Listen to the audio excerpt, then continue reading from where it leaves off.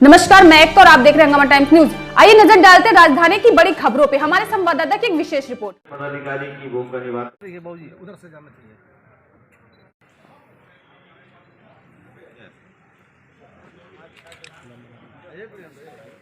Hello क्योंकि वैदिक रीति रिवाज के ही साथ करते हुए इसका क्रम कि हमारे वैश्यों की 11 सूत्री ज्ञापन करिए।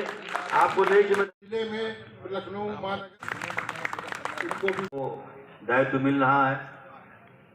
इनको पश्चिम मंडल का उपाध्यक्ष प्रदेश के नीरज गुप्ता यहाँ रिश्तेदार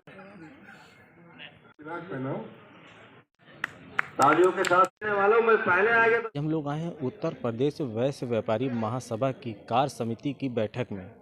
नमस्कार, मैं हूं सुजीत कुमार, हंगामा टाइम्स न्यूज़ से। आइए बात करते हैं उत्तर प्रदेश वैश्य व्यापारी महासभा के राष्ट्रीय अध्यक्ष से, जानते हैं इस कार्यक्रम के बारे में उनका क्या कहना है। ये बताइए कि जो आज की बैठक है इसका क्या उद्देश्य है? इसका उद्देश्य ये है ठीक कि ये जो वैश्य समाज जो है, बिखरे हुए वैश्य समाज को इकट्ठा करना। और ये आज की बैठक केवल हमारी कार्य समिति की बैठक थी, कोई जनरल बैठक नहीं थी।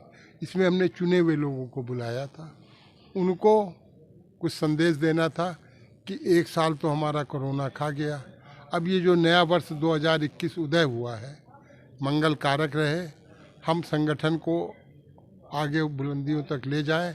हम अपने सब साथियों को यही संदेश देना चाहते थे कि 1-1-2 ना मानो, 1-1-11 करके आगे बढ़ो। और फिर दूसरा मिले तो हम 2 नहीं हुए, 11 नहीं हुए, हम 22 हो गए, फिर मिले तो हम 33 हो गए। हम संख्या को अपनी इस तरह बढ़ाएं, क्योंकि सरकार को आज भी 60 से 65% टैक्स हमारा समाज देता है। और जो टैक्स नहीं देता है वो सबसे ज़्यादा सुविधा पाता है। जैसे किसी भी संस्था में जो चंदा देता है उसको तो मालूम है कि भाई चंदे से संस्था चल रही है, मगर जो नहीं देता है वो हिसाब ज़रूर मांगता है। वही स्थिति है इस समय कि हम टैक्स तो देते हैं मगर चोर भी हम ही को कहा जाता है। जो टैक्स नहीं देता है वो ईमानदार है। जांच हमारी होती है और जांच करने कौन आता है? जो हमारे भी दिए हुए राजस्व से वेतन पाता है। तो विडम्बना ये है समय की कि नौकर मालिक की जांच करने आता है, वो मालिक को चोर बताता है, ये नहीं बताता है इस चोरी के पैसे से, अगर हम चोर भी हैं तो चोरी के पैसे के दिए हुए राजस्व से तू वेतन पा रहा, तू कहाँ से ईमानदार है?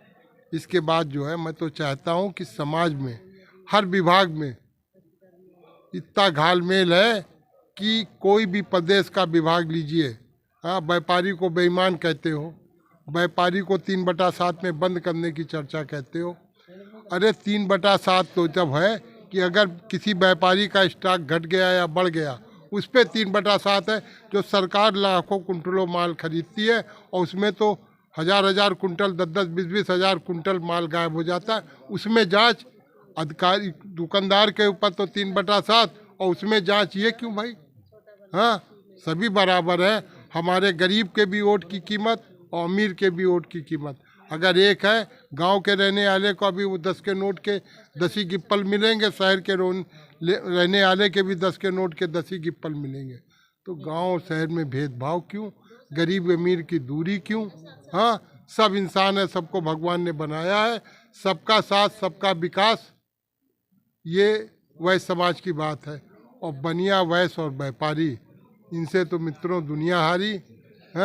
इसमें क्योंकि हम इतने चतुर हैं, पराए पूत की जेब से कैसे पैसा निकाला जाता है ये हमसे अच्छी कला कोई नहीं जानता है। तो मैं चाहता हूँ कि आप लोग समय समय पे व्यापारियों के साथ जो लूट और हत्याओं की घटना हो रही है उसके बारे में मतलब क्या मुख्यमंत्री आज के वर्तमान समय में मैंने मुख्यमंत्री को 19 दिसंबर को इन बातों पे चर्चा भी की है, लिख के भी दिया है, कुछ दिशा निर्देश दिए गए हैं। मगर ये अधिकारी माननीय मुख्यमंत्री को भी अनभिज्ञ करके उसको शून्य में डाल रहे हैं। अधिकारी कभी नहीं चाहता है कि भारतीय जनता पार्टी की सरकार रहे, योगी और मोदी ऐसे ईमानदार मुख्यमंत्री और प्रधानमंत्री रहे। किसी तरह इनको बदनाम करो ताकि फिर पुनरावृत्त हो और ऐसी सरकार आए कि जिसमें अधिकारियों का अधिकारियों को पूर्णतया दोहन शोषण करने का मौका मिले। सर और एक सवाल और है कि जैसे कि आप रोज जो बेरोजगार हैं उनको किस तरीके से जो है व्यापार से जोड़ना चाह रहे हैं, किस तरीके से कार्य कर रहे हैं? मैं ये चाहता हूँ, इसीलिए आज यहाँ पे एक ये खोजो खाओ ने पराग को अडॉप्ट किया है, उसकी स्टाल लगवाई है। बैंक पंजाब सिंध बैंक का स्टाल लगवाया है।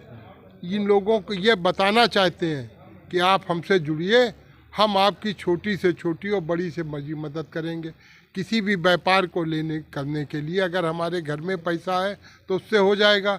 थोड़ी पूंजी है, अगर पूंजी हमको बैंक ने मुहैया करा दी, और बैंक तभी पूंजी मुहैया कराएगा जब हम ईमानदारी से वो देख लेगा ये दे सकते हैं, हाँ, तो हम व्यापार कर सकते हो। मैं तो अपने समाज के भी प्रत्येक उद्योगपति से मेरा अनुरोध है, आपके इसके माइक के भी माध्यम से कहना चाहता हूँ कि अगर आपको नई जगह निकले तो पहले आपके समाज में, व्यापारी समाज में बोझा ढोने वाले भी हैं और एडमिनिस्ट्रेशन करने वाले भी हैं और लिखने पढ़ने वाले भी हैं। पहले अपने प्रतिष्ठान में उनको जगह दें, हाँ, उसके बाद आगे विचार करें। इसके बाद अगर आप कुछ पूछना चाहें तो मैं सहर्ष आपकी बात का जवाब देने को तैयार हूँ। जैसा कि आप सबको पता है, हमारा वैश्य व्यापारी समाज सेवा का कार्य करता है, लोगों को ज़रूरत की चीज़ें मुहैया कराता है, दिन रात मेहनत करता है, ईमानदारी से धंधा करता है, तब दो पैसे कमाता है। साथ ही साथ सरकार की झोली में टैक्स कमा के भी जमा करता है। ये बहुत बड़ी विडंबना है कि हमारा वैश्य व्यापारी अपने आप को ज़रूरत के वक्त अकेला महसूस करता है। ये मीटिंग वैश्य व्यापारी एकता के लिए बुलाई गई है ताकि कोई व्यापारी, कोई वैश्य भाई अपने आप को जरूरत के वक्त अकेला ना समझे, सब संगठित होकर एक होकर रहें और अपनी ताकत को बढ़ाएं। बहुत बहुत ये बात करते हैं युवा प्रदेश अध्यक्ष अभिषेक अग्रवाल जी से। सर क्या बताना चाहेंगे आज के इस आज वैश्य व्यापार मंडल की जो सभा बैठी थी, प्रदेश के बहुत अपने भाई व्यापारी सब आए थे। मैं सबसे पहले उन सबका अभिनंदन करता हूं। आज बस मैं इतना ही कहना चाहता हूं कि अपने भाइयों को, अपने वैश्य व्यापार भाइयों को कोई भी समस्या हो, मैं हर समय उनके लिए उपस्थित हूं और हर समय मैं उनके लिए जिस व्यक्ति से कहेंगे उससे बात करने के लिए मैं खड़ा हूं। बाकी मैं अपना एक और भी विचार देना चाहता हूं कि जो भी समस्या है उसको आप लोग हमें दें, मैं मुख्यमंत्री जी तक भी पहुंचाऊंगा, उस पर जल्दी से जल्दी उसकी पर कार्रवाई होगी और समस्या का हल होगा। आशीष गुप्ता, मैं राष्ट्रीय स्वयंसेवक संघ से जुड़ा हूं और उत्तर प्रदेश वैश्य व्यापारी महासभा से भी जुड़ा हूं, और मैं अपने व्यापारी भाइयों को यही संदेश देना चाहता हूं कि आप लोग अब आगे आइए। हम लोग बहुत पीछे जा चुके हैं, अब आगे आने का समय आ गया है, और जो भी समस्याएं हैं हमारे युवा प्रदेश अध्यक्ष बड़े भाई हमारे हैं, आप सभी व्यापारियों से अनुरोध है कि आप अपनी समस्याओं से अवगत कराएं। आपके माध्यम से आपकी समस्याओं का निवारण जरूर करें।